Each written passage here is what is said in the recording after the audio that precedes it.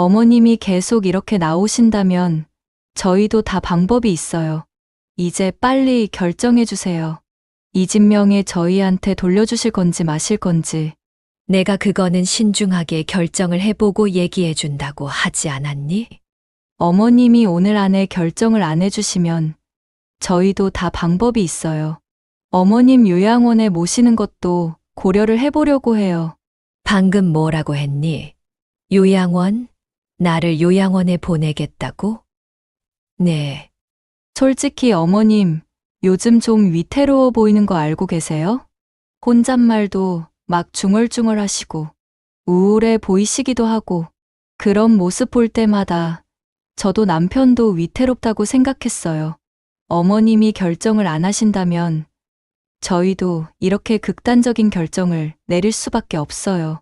저희를 위해서도 그렇고 어머님을 위해서도 그렇고요. 이게 어떻게 된 일일까요? 어머니 집에서 얹어 사는 며느리가 어머니에게 명의를 넘겨주라고 협박을 하고 있는데요. 오늘은 자기 집에 얹어 사는 주제에 집 명의를 서스럼 없이 원했던 며느리에게 천벌을 내린 박미숙님의 사연입니다. 어떤 사연일지 지금 바로 들어보시죠. 안녕하세요. 제 이름은 박미숙이라고 합니다. 검은 머리보다는 흰 머리가 희끗하게 올라올 쯤에야 돌아보니 남편을 떠나보낸 지 벌써 30년이 넘었네요. 결혼한 지 겨우 4년 만에 예기치 못한 사고로 남편은 허무하게 세상을 떠났고 저는 29이 되던 해에 홀로 남겨졌습니다. 당시 아들은 겨우 2살이었고 장례식이 끝나고 친정어머니 손을 잡고 집으로 돌아왔을 때 품에 안겨 세상 모르고 잠든 아이를 보며 얼마나 눈물을 흘렸는지 모릅니다.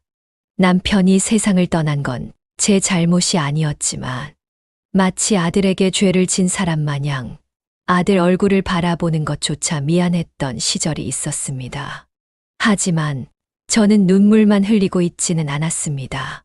집안의 가장이 세상을 떠났기 때문에 당장 먹고 살 길을 마련해야 했고 친정 부모님에게도 마냥 의지를 할 수만은 없다는 것을 알고 있었기에 그때부터 어떻게든 먹고 살 방법을 찾아 나서기 시작했습니다. 그래서 저는 시장 안에 있는 식당에서 일을 시작했습니다. 처음에는 일을 한다는 것이 쉽지 않았어요. 설거지를 하다가 접시를 왕창 깨 먹기도 하고 타일 바닥을 밟고 미끄러져서 넘어지기도 하고 그랬기에 손님들께 욕도 숱하게 먹었습니다. 그럼에도 불구하고 저는 포기할 수가 없었어요.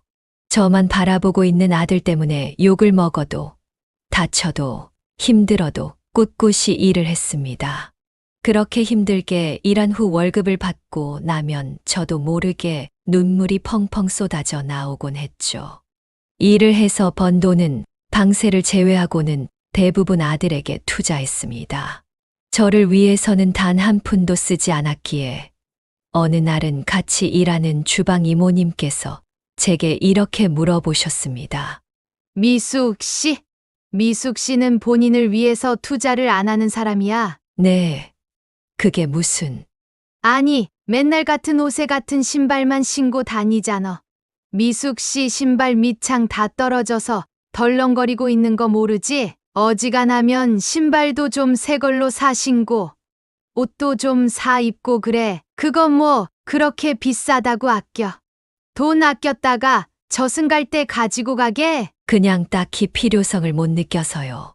살아보니까 나한테 투자 안 하는 것만큼 바보 같은 거 없더라. 내 말 똑똑히 새겨둬. 이런 조언을 듣고 나면 한편으로는 나를 위해서 돈을 써야 하나 싶은 생각도 들었지만 또 한편으로는 아들을 위해 돈을 쓰기도 부족한데 뭐하러 나한테 돈을 쓰나 싶은 생각이 들었습니다.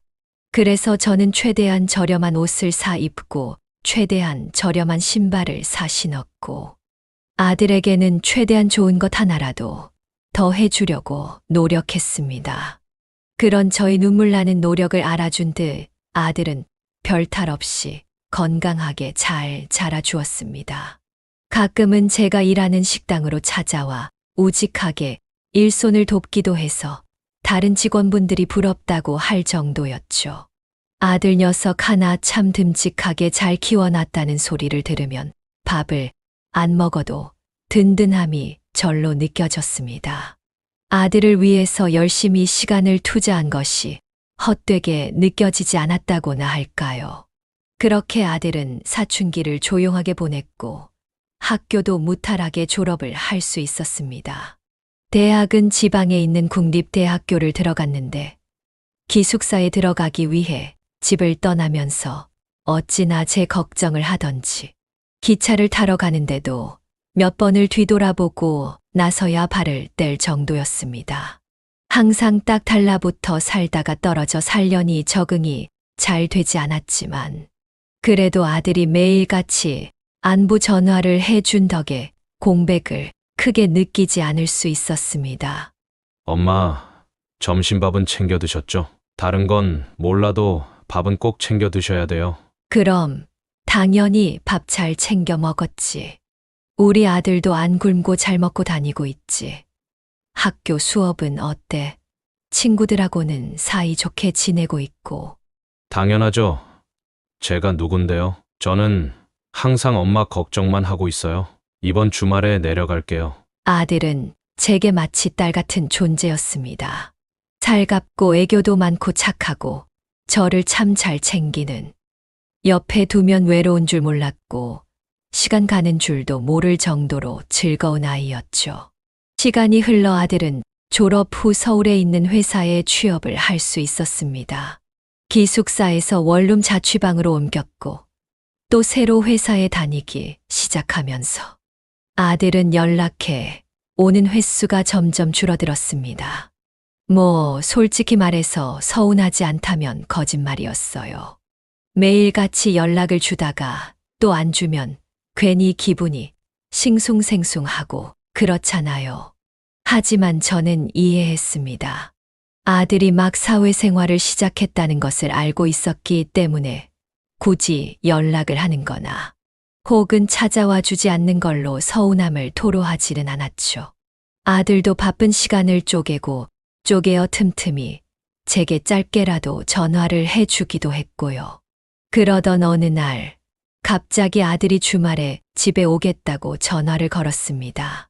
집에 오지 않은 지 6개월이 넘어가는 시점이었기에 집에 온다는 말이 어쩜 그렇게 반갑던지요. 그래서 저는 그날 무리해서 진수성찬을 차려 놓았습니다. 아들이 좋아하는 돼지갈비찜 하며 오징어 숙회하며 상다리가 휘어질 정도로 상을 차렸죠. 그리고 몇 시간 후에 집으로 들어온 아들을 보고 저는 놀라지 않을 수 없었습니다. 아들의 옆에는 낯선 아가씨가 한 명 서 있었거든요. 찬서가, 옆에 있는 아가씨는 누구니? 처음 뵙겠습니다. 윤홍주라고 합니다.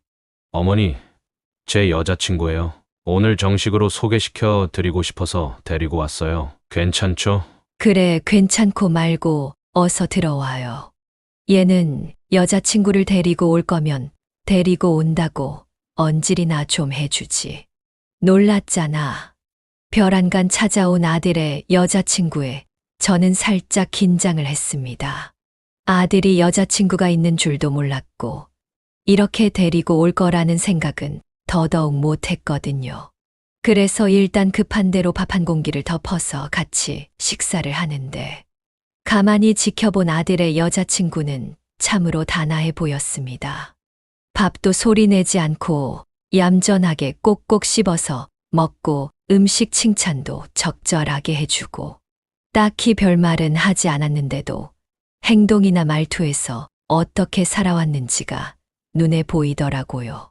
아들과 같은 직장을 다니다가 서로 호감을 느끼고 만나게 됐고 결혼을 생각하고 있다는 말에 저는 단박에 두 사람의 결혼을 허락했습니다.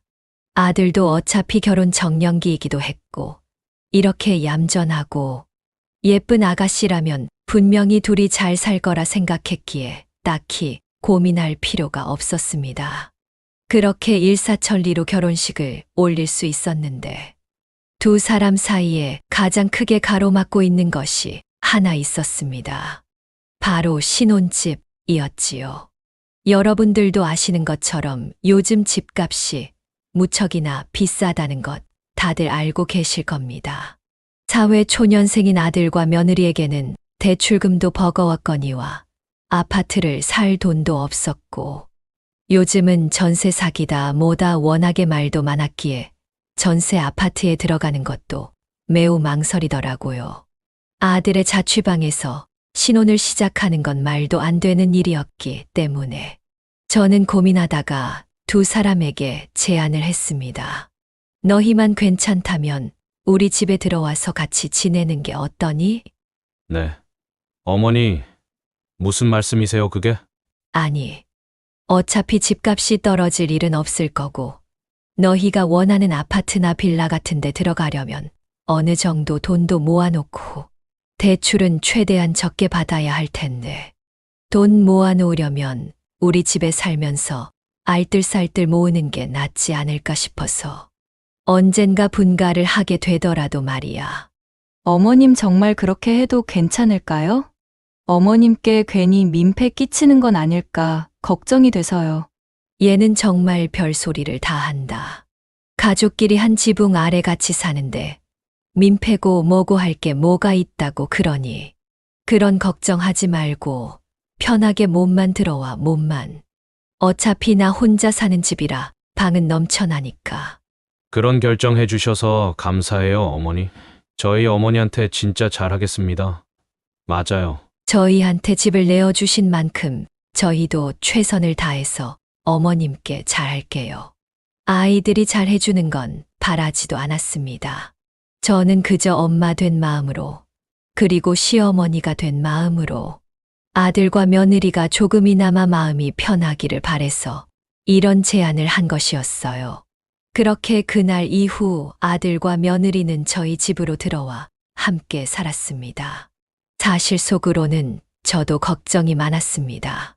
아들이야 평생을 저와 함께 살았기에 큰 문제가 없었지만 며느리는 아직까지 낯선 식구인데 저와 함께 사는 것이 불편하지 않을까 마음이 쓰였거든요. 그런데 걱정했던 거랑은 달리 며느리는 정말 빠르게 적응을 해줬습니다. 저한테 음식을 배우려고 하기도 하고, 집안 청소를 도우려 하기도 하고, 반찬을 만드는 것, 화장실 청소를 하는 것, 사소한 거 하나까지도 저한테 배우려고 했습니다. 그렇게 애살 있게 행동을 하는데 어떻게 안 좋게 볼 수가 있겠어요? 하나밖에 없는 며느리가 이런 모습을 보이니 저도 덩달아 신이 나서 며느리에게 여러 가지 많은 것들을 가르쳐 줬습니다. 자, 김치는 이렇게 담그면 더 맛있어. 여기 안에 들어가는 속재료들도 엄청 중요하고. 와, 저는 김치는 김장철에만 담그는 줄 알고 있었어요. 이렇게 작게도 만들 수 있구나. 되게 신기해요, 어머님. 저 한 입 먹어봐도 돼요? 그럼, 자, 너는 입이 작으니까 작은 것 찢어서 먹여주마. 아, 해봐. 진짜 맛있어요, 어머님. 사서 먹는 거랑은 차원이 틀려요. 저도 나중에 어머님처럼 김치 한번 담가 봐야겠어요. 요즘 들어서 다시 느끼는 건데, 여기 들어와서 살길 정말 잘한 것 같아요. 어머님이 이렇게 많은 걸 가르쳐 주시잖아요. 나도 너희한테 들어와서 살라고 한 게 제일 잘한 일이라고 생각한다. 찬석이 떠나고 나서 이 집이 영횡했었는데 이제는 사람 사는 소리로 가득하니까 나도 활기가 넘치는구나. 사람 사는 거 다 똑같다고들 하지만 저는 좀 달랐습니다. 적적하던 집안 공기가 따뜻하게 바뀌었고 이제는 정적이 아니라 제잘거리는 말소리로 집이 가득 차니 세상에 이런 행복이 또 있을까 싶었죠. 하지만 몇 번의 계절이 바뀌고 시간이 조금씩 지나면서부터 그 행복은 점차 작아져 가고 있었습니다. 어느 날부턴가 며느리의 태도가 조금씩 달라지고 있는 것이 눈에 보였습니다. 처음에는 그냥 직장일이 바빠서 그런가 보다 하고 대수롭지 않게 생각했지만 이는 일시적으로 나타나는 감정의 변화 따위가 아니라는 걸 깨달을 수 있었어요. 퇴근하고 들어오는 며느리에게 밥을 먹었냐고 물어봐도 퉁명스럽게 짧은 대답만 하고 방으로 쏙 들어가 버린다던가, 밥을 차렸는데 안 먹겠다고 말을 한다던가, 이런 행동들이 서운했다기보다는 걱정이 됐습니다. 혹시나 무슨 일이 있어서 소가리를 하고 있는 건 아닐까 신경도 쓰였습니다.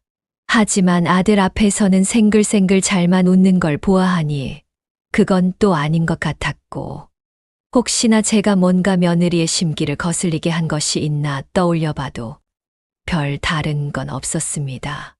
왜 저렇게 행동을 하는 건지 좀 알고 싶었지만 대놓고 물어볼 수도 없어서 일단은 말 없이 계속 지켜만 보고 있었습니다. 하지만 지켜보면 지켜볼수록 며느리의 태도는 달라져 갈 뿐이었습니다. 어느 날은 아들이 주말 출근을 하고 며느리랑 같이 아침을 차려서 먹고 있는데 제가 앞에 앉아 있음에도 불구하고 휴대폰만 들여다보고 있는 겁니다. 그래서 제가 무슨 말이라도 하고 싶어서 입을 떼려던 그 순간 전화벨이 울렸고, 며느리는 기다렸다는 듯 전화를 받으러 안방으로 쏙 하고 들어가 버리더라고요. 간만에 며느리가 좋아하는 반찬으로 아침밥상을 준비했는데 손 하나 대지 않은 걸 보고 누군가 마음을 바늘로 쿡쿡 찌르는 것처럼 아파왔습니다. 며느리는 정확히 2시간 동안 방 안에서 통화를 하고서 다시 거실로 나와 다 식어 빠진 밥을 먹는 둥 마는 둥 했습니다. 그래서 저는 궁금해서 며느리에게 이렇게 물었어요. 누구 전화길래 밥 먹던 것도 마다하고 방에 들어가서 통화를 해? 아, 친구예요, 친구. 오랫동안 못 본 친구가 있거든요. 그 친구랑 통화를 하면 시간 가는 줄 몰라서. 그래도 밥은 다 먹고 들어가야지. 시엄마랑 밥 먹고 있다고 말하고. 에이, 어떻게 그래요. 해외 사는 친구인데 언제 또 전화가 될지 알아서. 며느리는 마치 제가 예민하다는 듯 이렇게 반응을 했습니다.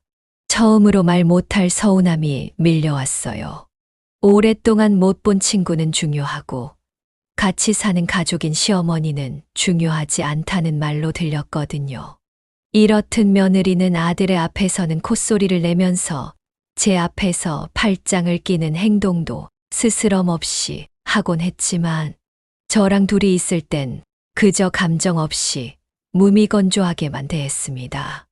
같은 사람이 맞는 건지 두 얼굴을 가지고 있는 건 아닌지 하는 생각이 들 정도였죠. 하지만 이런 상황을 아들에게는 이야기하지 않았습니다. 그때의 저는 문제점을 오로지 저에게서 찾으려고 했거든요.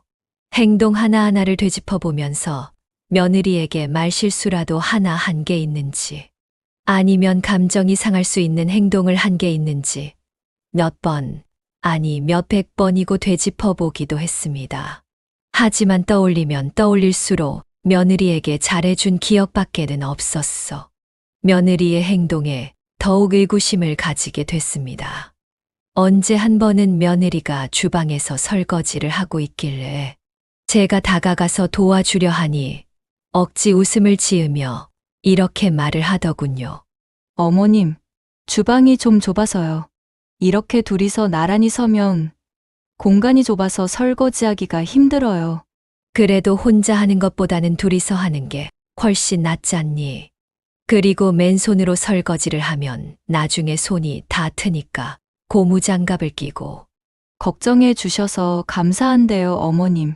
제가 알아서 할 테니까 잠깐만 좀 나와 주시겠어요? 저를 방해되는 사람 취급하는 며느리에 한 번 더 상처를 받았습니다. 이전에는 여기 나란히 서서 같이 설거지를 했었는데 그때는 아무렇지 않게 해놓고서 이제 와서 자리가 좁네 어쩌네 이야기를 하는 것이 너무나도 어이가 없었습니다. 그리고 어느 날은 본인을 운 좋은 사람이라고 말하면서 자기네 친구들은 다들 시집살이를 하는데 본인은 시어머니랑 같이 살아도 시집살이를 안 한다는 이야기를 아무렇지 않게 내뱉더군요. 뭔가 며느리는 제가 잘 해주는 것을 너무도 당연히 여기고 살고 있는 것 같았습니다. 호의가 계속되면 권리인 줄 안다는 말이 딱 이런 상황에 쓰는 말이구나 싶었습니다. 솔직히 저는 나날이 달라지는 며느리의 이중적인 모습을 보면서 마음 속으로 은근히 불안함을 가지고 있었습니다. 나중에는 어떤 식으로 변할지 전혀 예상이 되지 않았기 때문이었죠. 이런 불안함을 가지고 있으니 스트레스도 적지 않게 받았습니다. 언제까지 이 일을 꾹 참고만 있어야 하나 싶었죠. 그렇게 무언의 스트레스를 받으며 스스로를 힘들게 하던 어느 날, 며느리가 제게 다가와 이렇게 말을 꺼내는 겁니다. 어머님 드릴 말씀이 있어요. 응, 그래, 뭔데? 다름이 아니라 어머님 방 말인데요. 지금 쓰시는 큰 방 말고 옆에 작은 방으로 옮기시면 어떨까요? 아까 들어가 보니까 햇빛도 잘 들고 겨울에도 크게 추울 것 같지가 않더라고요. 어머님은 혼자 쓰시는 거고 저희는 둘이 쓰는 거니까. 아무래도 저희 두 사람이 큰 방을 쓰는 게 맞지 않을까 싶어서요. 며느리의 당당한 요구에 저는 순간 할 말을 잃고 벙찌고 말았습니다. 제가 쓰고 있는 큰 방은 이사를 오면서부터 쭉 써 오던 방이었고, 그 안에 모든 추억들이 고스란히 놓여 있었거든요.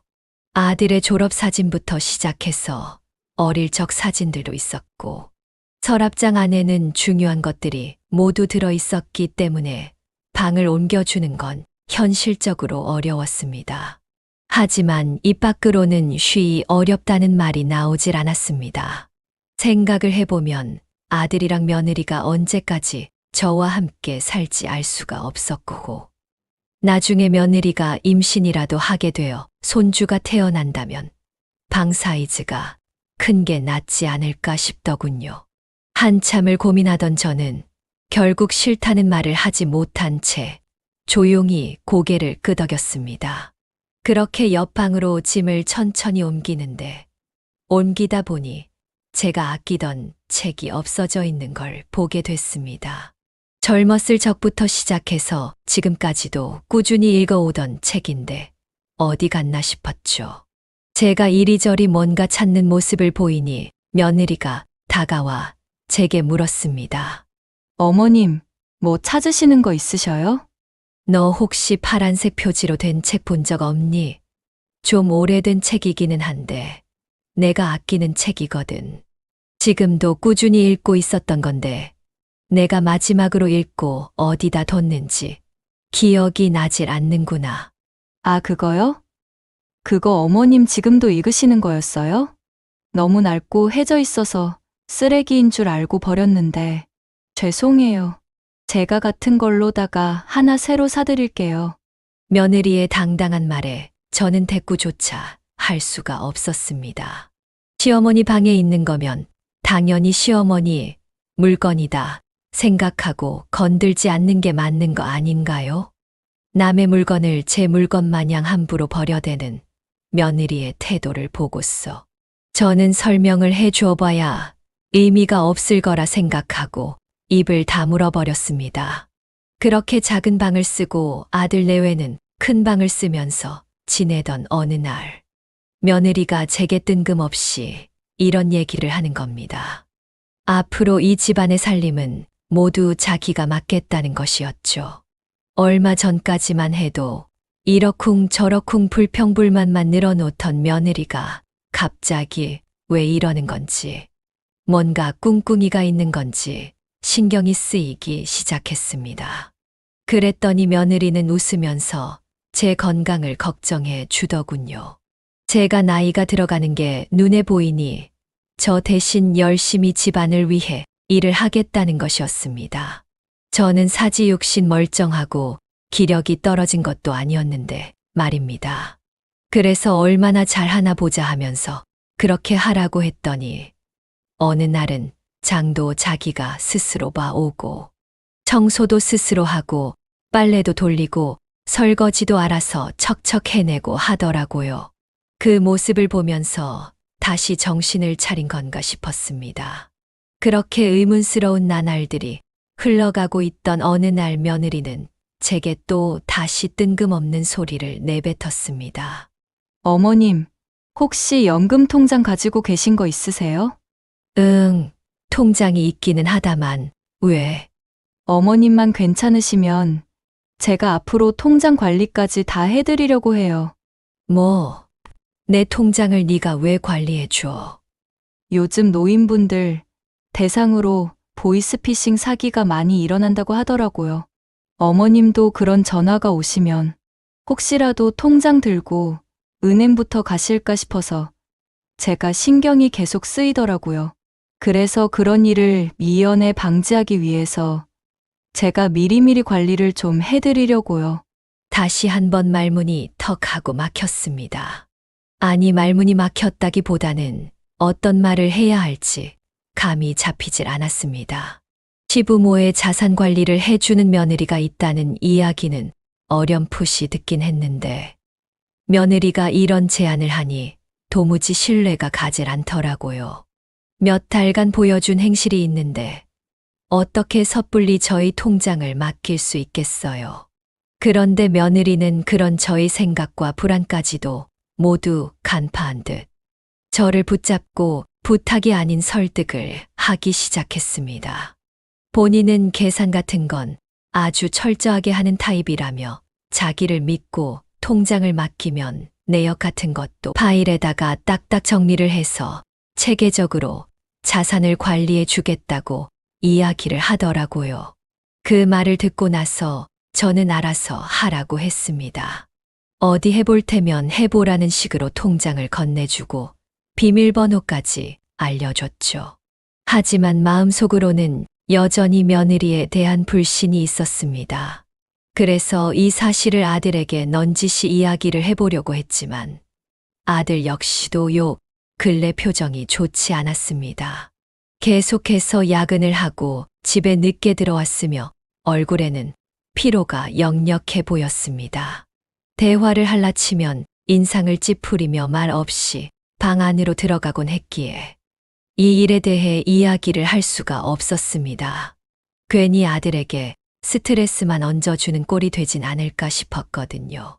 그래서 저는 일단 며느리를 한번 믿어보기로 했습니다. 저를 대하는 태도는 크게 달라지지 않았지만 그래도 어느 정도는 믿어볼만 하지 않을까. 너무 과한 의심은 화를 부른다며 애써 마음을 다스렸습니다. 하지만 그러면 안 됐다는 것을, 초장에 바로 잡아야 했다는 것을 저는 너무 늦게 깨달아버리고 말았습니다.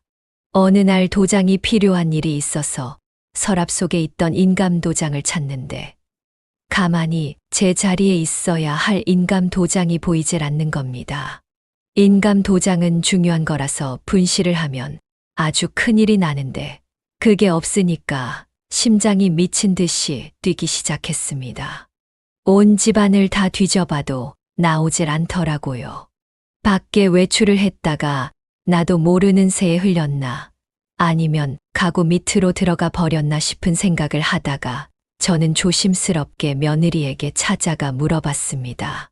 아가, 혹시 내 인감 도장 못 봤니? 저기 서랍에 넣어두었는데 아무리 찾아도 보이질 않아서 말이야. 너는 혹시 봤나 싶어서. 아, 어머님 인감 도장 말씀하시는 거예요? 그거 전에 제가 어머님 통장 가지고 오면서 같이 가지고 왔어요. 괜히 어머님이 들고 계셨다가 잃어버리지는 않을까 걱정이 돼서요. 인감은 중요한 거잖아요. 그렇죠? 네가 가지고 있었구나. 그런데 그거는 내가 가지고 있는 게 맞지 않을까 싶은데. 제가 안전하게 잘 보관하고 있으니까 너무 걱정하지 마셔요, 어머님. 저는 절대로 잃어버릴 일 없고 밖에 가져나갈 일도 없어요. 혹시 필요하시면 말씀만 주세요. 바로 드릴게요. 며느리는 웃고 있었지만 묘하게 이질적인 느낌으로 웃고 있었습니다. 저는 도무지 왜 인감 도장을 가지고 간 건지 알 수가 없었습니다. 게다가 인감 도장을 어디다가 넣어놨는지도 말을 해주지 않는 탓에 참 답답했죠. 며느리가 집을 비운 틈을 타서 서랍도 뒤져보고 화장대도 뒤져봤지만 어디에서도 저희 도장은 나오지 않았습니다. 시간이 흐르면 흐를수록 저는 이 집의 집주인이 아니라 마치 얹혀 사는 객식구가 된 듯한 기분이 들었습니다. 며느리가 집주인 마냥 행세를 하고 있고 저는 힘없이 얹혀 사는 그런 꼴이 되어버린 것만 같아 기분이 좋지 않았습니다. 불필요한 감정 낭비와 갈등을 일으키고 싶지 않아서 애써 참고 살았지만 이따금씩 감정이 터져버릴 것만 같았어요. 그래도 저는 아들과 며느리보다 나이가 많은 어른이었기에 참고 또 참았습니다. 그렇게 시간이 흘러 봄바람이 완연하게 불어오던 어느 날, 며느리가 거실에 앉아서 제 눈치를 힐끗 보며 계속 우물쭈물하고 있는 겁니다. 뭔가 말을 하고 싶은 것이 있는데 제대로 말을 꺼내지 못하는 것 같았죠. 그래서 그 모습을 지켜보다가 제가 먼저 말을 꺼냈습니다. 너 나한테 무슨 할 말 있니? 할 말 있으면 당당하게 해라. 똥 마려운 강아지처럼 그렇게 우물쭈물하고 있지 말고. 다름이 아니라 어머님, 말씀드리고 싶은 게 하나 있어요. 요즘 들어서 문득 생각한 건데, 이 집 명의를 저희한테로 돌려주시면 어떨까 싶어서요. 그게 무슨 소리냐? 집 명의를 너희 앞으로 돌려달라니. 게다가 찬석이 단독 명의도 아니고 너희 명의로 돌려달라는 거면 너랑 찬석이 공동 명의로 해달라는 소리냐? 네. 아무래도 저희가 집 구해서 나가는 데까지는 시간이 좀 걸릴 것도 같고, 대출을 받기에도 지금 상황이 조금 빠듯해서요. 괜찮으시다면 어머님께서 저희 두 사람 공동 명의로 해서 명의를 넘겨주시면 어떨까 싶은데, 물론 사는 건 지금처럼 살고요. 달라지는 건 아무것도 없고 그냥 집 명의만 바뀌는 거예요. 뭔가 가슴속에서 턱하고 커다란 것이 걸리는 듯한 기분이 들었습니다. 이게 대체 무슨 소리인지 감이 잡히질 않았습니다. 명의를 이전해달라는 터무니없는 소리를 할 줄은 꿈에도 몰랐거든요. 제가 아무 말도 하지 않자 며느리는 좀 더 적극적으로 저를 설득하기 시작했습니다. 원만한 결혼 생활을 위한 거라는 둥, 좀 더 어머님께 잘 해드리고 싶어서 그러는 거라는 둥. 그 말이 제 귀에 들어올리 만무했습니다. 며느리의 행동들은 저한텐 조금도 이해가 되지 않는 행동이었거든요. 그래서 저는 아들이 들어오면 셋이서 같이 이야기를 나눠보자고 말했고, 며느리는 그날 저녁 퇴근한 아들을 붙잡고서 저를 설득하라고 대놓고 말했습니다.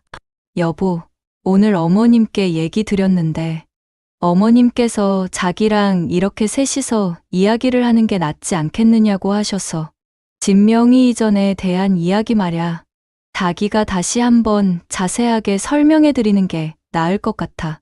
어머니, 큰일이라고 생각하지 마세요. 그냥 가볍게 명의만 이전해 주는 거라고 생각하세요. 명예 이전해 주시면 저희도 지금보다 더 어머니 잘 모실게요. 그리고 예전부터 이 집 저한테 물려주실 거라고 누누이 말씀하셨잖아요. 조금 더 빨리 준다고 생각하셔요. 그거 말고는 달라지는 거 하나도 없어요. 아들의 말이 틀린 건 아니었습니다. 제가 세상을 떠나게 되면 이 집을 아들에게 물려줄 생각이 있었던 것은 맞지만 그걸 굳이 지금 해야 하나 싶었죠. 그래서 저는 고민을 좀 해보겠다고 말했고, 다음 날부터 며느리는 계속해서 하루에 두세 번씩 이 이야기를 제게 꺼내며 저를 구슬리려 노력했습니다.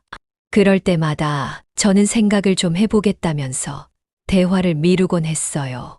그런데 얼마 지나지 않아 이상한 일이 일어났습니다. 한동안 얼굴을 못 보고 지냈던 친구가 저희 집으로 찾아왔는데, 제가 집에 없다면서 며느리가 친구를 쫓아냈다는 것이었습니다. 제가 외출을 한 사이에 일어난 일이었고, 며느리는 이 일을 얘기하지 않았기 때문에 저는 모르고 있었어요. 친구는 너무 황당하고 불쾌했다고 제게 말을 해줬고, 저는 그런 친구에게 연신 미안하다는 사과를 했습니다. 그리고 더 웃긴 건 그날 이후부터 저를 꾸준히 감시하는 듯한 행동을 보였다는 것이었습니다. 짧게나마 마트에 가려고 해도 어머니 어디 가시는 거예요? 하고 따라붙으려고 하질 않나. 이웃들이 집에 먹을 걸 가져다 주려고 초인종을 눌러도 제가 없다는 말만 하고 그냥 보내버리질 않나. 제 멋대로 행동을 하는 날들이 점점 늘어만 갔습니다. 그리고 아들과 서로 얼굴을 마주보며 대화를 나누는 시간은 가면 갈수록 더욱 줄어들기만 했습니다. 이 문제에 대해 아들과 상의를 하고 싶어서 말을 걸면 귀찮은 티를 냈고 나중에 대화를 하자는 말로 차일피일 미루기만 하더군요. 저는 이 상황을 그 누구에게도 말할 수가 없었습니다. 그저 소가리만 할 뿐이었어요. 그렇게 잠자코 생각을 해보니 이 집에서 점점 제가 지워지고 있다는 생각이 들었습니다.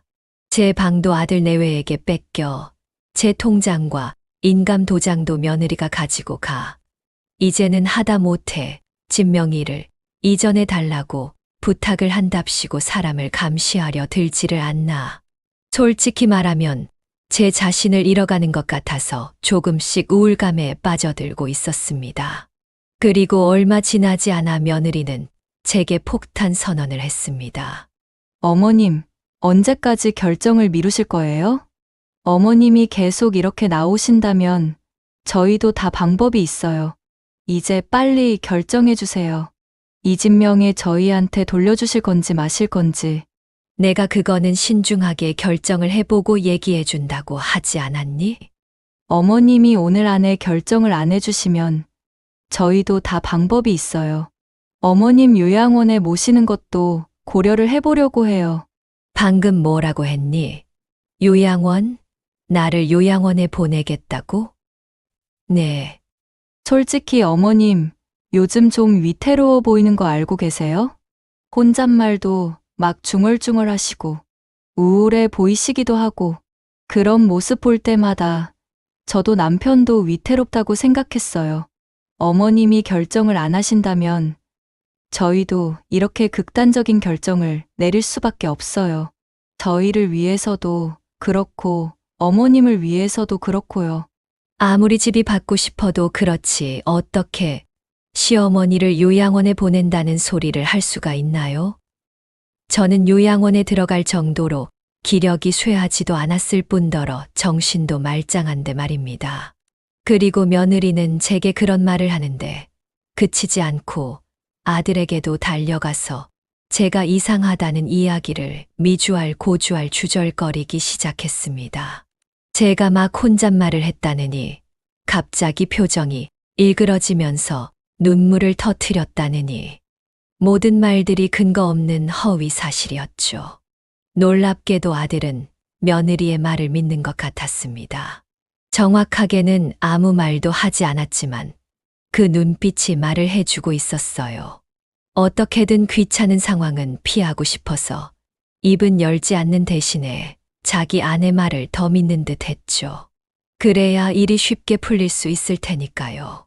제가 저를 얼마나 힘들게 키웠는데 저런 식으로 행동을 한다는 것이 이해가 되지 않았습니다. 그날 밤 저는 아무도 모르게 이불을 뒤집어 쓰고 숨죽여 울었습니다. 하염없이 흐느껴 울다가 방구석에 있는 서랍장 문을 열어 조심스럽게 일기장을 꺼냈습니다. 저의 평생이 적혀 있는 낡은 일기장 안에는 그동안 제가 겪어왔던 일들과 함께 지난 날의 기록들이 빼곡하게 적혀 있었습니다. 심경의 변화가 찾아올 때마다 기록했기에 일기장은 어느새 페이지가 얼마 남지 않은 상태였어요. 저는 그 안에 그날 있었던 일들과 저의 감정들을 하나도 빠짐없이 빼곡히 담아뒀습니다. 그리고 얼마 지나지 않아 은행에서 걸려온 전화로 인해 제가 모르고 있었던 추악한 진실들이 하나둘 고개를 내밀었습니다. 안녕하세요. 박미숙 고객님 맞으실까요? 네, 맞습니다만 은행에서 저한테 무슨 일로 전화를... 다름이 아니라 고객님 명의로 대출 서류가 한 통 접수가 되어 연락을 드렸습니다. 대출이요. 저는 대출 신청을 한 적이 없는데요. 네, 저희도 검토를 해봤는데 여러모로 이상한 부분들이 많아서 혹시 대출을 진행하는 데 있어서 본인의 의사가 반영이 되셨을지 아니면 혹시라도 도장이나 통장을 도난당하셨는지 여쭤보고 싶어서 전화드린 거예요. 젊은 여자분께서 오셔서 어머님이 대출을 받으려고 하는데 몸이 불편해서 제가 대신 왔다면서 위임장까지 들고 오셨거든요. 그 말에 심장이 쿵 떨어지는 것 같았습니다. 저는 대출을 신청한 적도 없고 대출을 받아달라고 한 적도 없었기 때문이었죠. 은행 직원의 말대로라면 통장을 가지고 있는 사람도 인감을 가지고 있는 사람도 며느리였기에 며느리가 직접 대출을 받으러 간 것 같았습니다. 제 통장과 도장을 사용해 대출을 받으려고 시도를 했다는 걸 알고 나니 화가 머리 끝까지 뻗치더군요. 이걸 도대체 어떻게 이야기를 해야 하나 한없이 고민을 하고 또 고민했습니다. 며느리는 집을 비운 상황이었기에 당장에 따질 수도 없는 노릇이었죠. 그래서 우선 아들에게라도 먼저 이야기를 하려고 기다렸습니다. 그런데 그날따라 아들이 일찍 집에 왔더군요. 야근도 하지 않고 해가 떠 있을 때 퇴근을 해서 집에 들어온 것은 처음이었기에 조금 당황했습니다. 그런데 아들의 표정이 사색이 되어 있는 겁니다. 예, 너 무슨 일 있었니? 얼굴 표정이 왜 그래? 어머니, 왜 저한테 미리 말씀 안 해주셨어요? 응, 뭘 말하는 거냐? 이거요. 와이프가 어머니한테 막대하고 있다는 거 왜 말씀 안 해주셨냐고요. 이런 부분을 제가 왜 다른 사람 입으로 들어야 하는 건데요? 아들은 제 앞에 핸드폰을 소리나게 탁 내밀었습니다. 그것은 녹음된 파일이었는데 바로 이웃집에 살고 계시는 어르신께서 며느리가 무지막지한 욕설을 하는 걸 보고서 너무 놀라 녹음을 해 두셨다고 하는 겁니다. 그리고 마침 마주친 아들에게 이걸 보여준 것이었죠. 며느리는 정말 입에 담지도 못할 욕설들을 적나라하게 내뱉고 있었습니다. 그 안에는 아들의 욕도 있었고 제 욕도 들어 있었죠. 아들도 알아버린 것이었습니다. 자기의 와이프가 어떤 성격을 가지고 있는 사람인지 말입니다. 아들은 고개를 푹 숙이고 몸을 부들부들 떨며 눈물을 흘렸고 저는 아무 말도 하지 못한 채 아들의 어깨를 쓸어주기만 할 뿐이었습니다. 그리고 용기를 내어 며느리가 했던 행동들에 대해 사실대로 모두 털어놓고서 저의 일기장도 내밀었습니다. 아들은 자신이 모르고 있던 모든 진실들을 알고 난 이후 충격적인 표정을 짓더니 계속해서 눈물을 흘렸습니다. 울고 있는 아들에게 제가 해줄 수 있는 건 아무것도 없었어요. 그리고 며느리의 실체는 여기서 끝이 아니었습니다. 그날 오후 오랜만에 전화를 한 친구가 제게 갑자기 이런 이야기를 하는 겁니다. 얘 혹시 너희 며느리 이름이 윤홍주 맞아? 응. 네가 내 며느리 이름은 어떻게 알아? 아이고, 내가 너 메신저 프로필 사진 보기를 잘했지. 어쩐지 이상하게 보고 싶더라니. 너희 며느리 유명한 사람이야. 게다가 초혼도 아니고 너희 아들이랑 재혼한 거고. 뭔 소리야. 재혼이라니. 혼인신고할 땐 별말 없었는데. 내가 알기로는 그때 당시에 혼인신고도 안 하고 그냥 같이 살기만 했던 걸로 기억해. 그때 당시에 너희 며느리 시어머니가 나랑 아는 사이였는데 하루가 멀다 하고 며느리랑 기싸움을 한다고 그렇게 한탄을 했어. 집 명의를 내놓으라고 시어머니를 들들볶고 그래서 내가 아휴. 참 별난 게 들어왔다 했는데 얼마 안 가서 헤어졌다고 하더라고. 저 정말 우리 며느리 맞아. 다른 사람이랑 착각하는 거 아니고? 예. 너는 나 기억력 좋은 거 알면서 그런 소리를 하니. 게다가 윤홍주라는 이름이 흔한 것도 아니고. 내가 혹시 몰라서 그 시어머니였던 언니한테 받아놓은 사진이 하나 있는데 그거 지금 보내줄게. 한번 확인해 봐봐. 믿고 싶지 않았습니다. 그래서 아니겠지, 아니겠지, 동명이인이겠지 하는 마음에 떨리는 손으로 사진을 확인했을 때 피가 차갑게 식는 느낌을 받았습니다. 친구가 보내준 사진 속의 주인공은 저희 며느리가 맞았거든요. 그때서야 확실히 알 수 있었습니다. 며느리는 오래전부터 이렇게 행동을 해왔고, 나 말고도 피해자가 또 있었다는 것을. 친구와 전화를 끊고 나서 저는 아들에게 이 부분에 대해서 이야기를 했습니다. 아들은 제 이야기를 듣더니 너무 큰 충격을 받은 건지 입을 다물질 못하더라고요. 충분히 그럴만 했습니다. 이런 일이 쉽게 일어나는 일도 아닌데 본인에게 생겼다고 생각하니 얼마나 기가 막히겠어요. 얘기를 들은 저도 실감이 잘 나지 않는데 말입니다. 아들은 마른 세수를 몇 번 하더니 제 손을 꼭 잡고 말했습니다. 어머니, 오늘 저녁에 와이프 들어오면 말해야 할 것 같아요. 이제 이대로 눈 감아주고 넘겼다가는 정말 더 큰일이 일어날 수도 있을 것 같네요. 나도 너랑 똑같은 생각이다. 어차피 증거들은 다 모아놓았으니 본인 입으로 이실 찍고 하게만 만들면 되겠지. 이 일은 그냥 넘어갈 수 없는 일이었습니다. 그리고 더한 일이 일어나기 전에 이 흐름을 제대로 끊어버려야 했습니다. 며느리는 해가 질 때쯤 집으로 들어왔고, 저는 며느리가 집에 들어오자마자 거실로 며느리와 아들을 불러들였습니다. 저희 세 사람은 거실에 앉아서 서로 아무 말도 하지 않고 정적을 지켰습니다. 며느리는 이게 무슨 상황인지 몰라서 눈치만 이리저리 살피고 있었으며, 아들은 조용히 입술만 깨물고 있었습니다. 저는 아들이 먼저 말을 꺼낼 때까지 기다렸고, 3분쯤 지나자 아들이 종이 서류 하나를 며느리 앞에 내밀며 말했습니다. 이거 뭔지 알아? 여기서 당신이 제일 잘 알고 있을 거라 생각하는데. 이게 뭔데? 설명을 해줘야 알지. 그래, 당신이 모른다고 말하니 내가 친절하게 설명해 줄. 이거 당신이 우리 어머니 통장이랑 인감도장 가져다가 은행 가서 대출 받으려고 작성한 서류야. 위임장도 허위로 만들어낸 거지.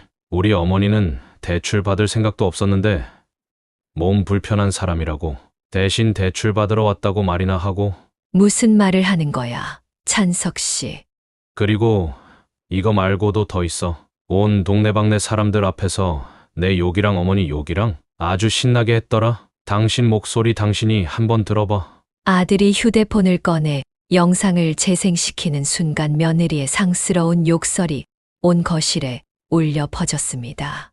아까 전에 들었던 것이었음에도 불구하고 처음 듣는 것처럼 심장이 미친 듯이 벌렁거리기 시작했습니다.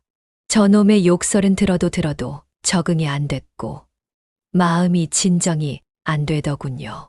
며느리는 그제서야 상황을 파악한 듯 당황한 표정으로 눈을 굴리기 시작했습니다. 아마도 변명할 거리를 생각했을 겁니다. 이 상황을 모면하기 위해서 열심히 머리를 쥐어짜내고 빠져나갈 구멍을 찾고 있었겠죠. 하지만 며느리가 빠져나갈 구멍 따위는 존재하지 않았습니다. 어떤 변명을 한다고 하더라도 저희는 들어줄 생각이 없었거든요. 그건 그냥 속상해서 나 혼자 넋두리 하듯이 말한 것일 뿐이야. 저걸 누가 음침하게 녹음까지 했는지는 모르겠지만 그냥 속상해서 한 말이라고. 당신도 막 너무 화나고 열받으면 혼자서 소리도 지르고 할 거 아니야. 그런 거라고 생각해줘. 오해야 정말. 그래? 그럼 이것도 오해라고 말할 수 있을까? 이건 어머니께서 오랫동안 써오셨던 일기장이야. 이 안에 당신이 했던 짓들이 세세하게 다 기록되어 있어. 이것도 어디 한번 설명해봐. 아들이 저희 일기장을 펼쳐서 며느리 앞에 내밀자 며느리는 그제서야 얼굴이 잔뜩 사색이 되어 굳어졌습니다. 본인이 한 일들을 제가 기록하지 않을 거라 생각했던 모양이에요. 그런데 예상했던 것과는 달리 며느리는 눈물을 쏟으며 피해자처럼 행동하기 시작했습니다.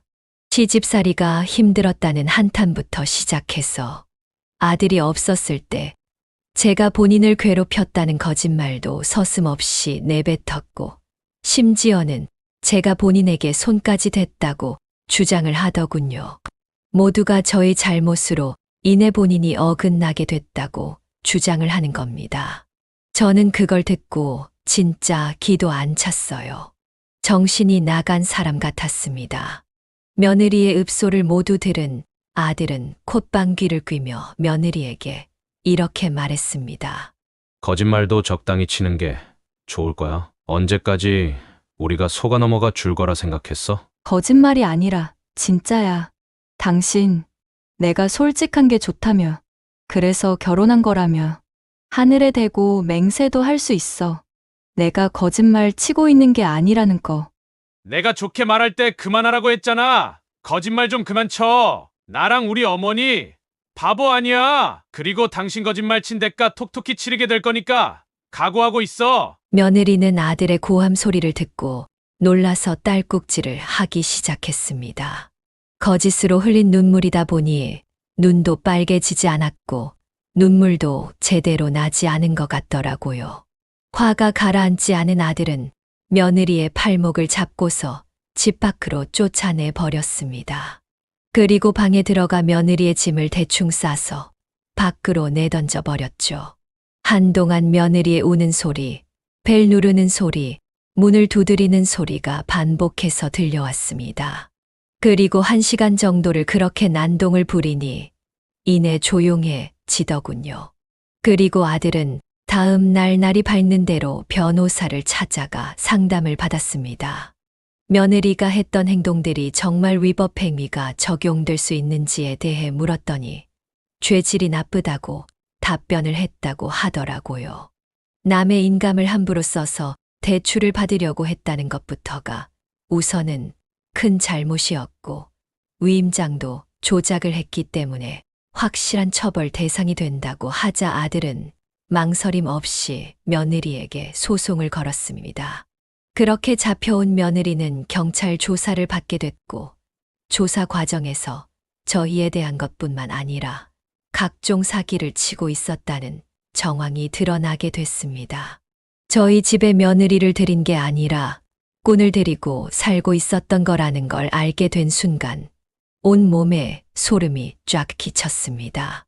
며느리는 해당 건으로 처벌을 받은 전적은 없었지만 죄질이 워낙에 나쁜 데다가 시어머니인 저의 인감도장을 훔쳐 대출을 받으려 했다는 것이 너무 크게 작용되어 징역 3년형을 선고받았습니다. 며느리는 즉시 억울하다며 항소를 했지만 곧바로 기각을 당해버렸죠. 도주 우려가 있었기에 구속 상태로 재판을 받은 며느리는 판결이 떨어지자마자 곧바로 수감이 됐습니다. 더불어 법원에 접근 금지 명령 신청도 넣어두었습니다. 며느리가 깜빵에서 나오고 나서도 저희 가족을 찾아오지 못하게 말이죠. 재판이 끝나자 아들은 제게 눈물을 흘리며 말했습니다. 어머니, 정말 죄송해요. 제가 왜 진작에 알아볼 생각을 못했는지 모르겠어요. 저 정말 못난 아들이죠. 못났다니. 나는 너를 한 번도 그렇게 생각한 적이 없다. 너도 몰랐잖니. 너희 와이프가 그런 짓을 하고 있었을 줄. 나는 굳이 우리 식구 사이에 잡음을 만들고 싶지 않아서 꾹 참고 살았던 거였어. 앞으로는 어머니한테 더 집중하면서 살게요. 다시는 이런 일이 일어나지 않게 하겠다고 약속드릴게요. 꼭이요. 저는 말 없이 아들의 등을 천천히 쓸어내렸습니다. 저희 식구는 이 일로 인해서 비록 많은 걸 잃었지만 동시에 더 큰 피해를 막을 수 있었습니다. 그리고 아들은 일이 마무리된 후 제게 제법 큰 돈을 보내줬습니다. 이게 뭐냐고 물으니 제가 그동안 고통받으면서 지냈던 비용을 자기가 보낸 거라고 하더라고요. 며느리에게는 피해 보상금을 받을 수 없으니까 본인이 모아온 돈을 깨서 드리는 거라는 말에 괜히 마음이 불편해졌습니다. 하지만 저는 고민을 좀 하다가 그 돈을 받았습니다. 아들이 주는 돈이었기도 하고 실제로 많이 힘들기도 했으니 이 정도는 받아도 되지 않을까 싶었거든요. 소란스럽던 시간은 그렇게 아무렇지 않게 흘러갔고 저희 두 사람이 받은 마음의 상처는 천천히 아물어가고 있었습니다. 아들은 독립을 하지 않고 여전히 저와 함께 살고 있고 누구보다 평범하고 평온한 일상을 누리면서 지내고 있습니다. 그러던 어느 날 식사를 하다가 별안간 아들이 조심스럽게 제게 이런 얘기를 꺼내는 겁니다. 어머니, 사실 저 요즘 만나는 사람이 한 명 있어요. 만나는 사람이 있다고. 누군데? 친구에게 소개를 받은 사람인데 사람이 정말 착하고 진중해요. 어머니께 꼭 소개를 시켜드리고 싶어서요. 전 와이프랑은 차원이 다른 사람이에요. 정말로. 처음 이 이야기를 들었을 땐 솔직히 마음이 복잡했습니다. 아들이 또 상처를 받지는 않을까 마음이 쓰이기도 했고, 이미 한 번 전적이 있으니까 착하다는 이야기도 솔직히 믿을 수가 없었습니다. 언제 어느 때 본색을 드러낼지 몰랐으니까요. 그런데 막상 만난 아들의 여자친구는 아들의 말대로 악함이 없이 정말 선하고 진중한 아가씨였습니다. 아들에게 있었던 일을 모두 알고 있으며 그 상처까지 끌어안으려고 노력하고 있다는 말을 듣고 저는 비로소 마음을 놓을 수 있었습니다. 무엇보다 아들은 진심으로 환하게 웃고 있었어요. 울상을 짓는 것도 짜증을 내는 것도 아닌 진짜 환하게 웃고 있는 아들의 모습을 보면서 이제야 진정한 제 짝을 만났구나 하는 생각을 했습니다. 그리고 최근 저는 동네에 있는 노인복지회관에서 자원봉사를 시작하게 됐습니다. 집에서 그냥 시간만 보내고 있기에는 좀 아쉽기도 하고 해서 뭔가 좀 더 실용성 있는 일을 찾다가 이 일을 하게 됐죠. 그런데 이 일을 하면서 알게 된 건 세상엔 참 많은 사연을 가진 사람들이 있다는 것이었습니다. 저만 이런 기상천외한 일을 겪은 줄 알았는데 노인회관에서 봉사를 하다 보니 저마다 다들 기가 막힌 사연 하나쯤은 가지고 계시더라고요. 그 얘기들을 잠자코 듣고 있으니 이런저런 머릿속에서 많은 생각들이 들었습니다. 여러분, 저의 사연을 통해 제가 한 가지 말씀드리고 싶은 것이 있습니다. 늙었다고 마냥 당하고만 있으면 안 된다는 것. 내가 가지고 있는 것은 오로지 내가 지켜야 한다는 것을 꼭 말씀드리고 싶습니다. 그렇지 않으면 눈 뜨고 코 베인다는 속담처럼 언제 어느 때 나의 것을 빼앗길지 모르니 정신을 꼭 붙들고 살아가셨으면 좋겠습니다. 저도 한 번 당한 경험을 양분 삼아 저의 것, 그리고 아들의 것까지 함께 지켜가면서 새로운 인생을 살아보려고 합니다. 부디 이 사연을 끝까지 들어주신 여러분들도 당하지 않는 삶, 나 스스로가 중심이 되는 삶을 살아가시길 진심으로 바라겠습니다. 제 얘기를 끝까지 들어주셔서 대단히 감사합니다. 네, 오늘 이야기는 어떠셨나요? 오늘 이야기를 듣고 어떻게 생각하시는지 어머님, 아버님의 생각을 댓글로 공유해주세요. 저는 또 다른 사연으로 찾아뵙겠습니다. 좋아요, 구독, 알람 설정을 통해 앞으로도 따뜻한 정을 나눌 수 있게 함께 해주세요. 어머님, 아버님의 삶의 지혜와 경험을 나눌 수 있는 통로가 되겠습니다. 오늘도 인생을 바꾸는 관점을 통해 사연을 들어주셔서 감사합니다.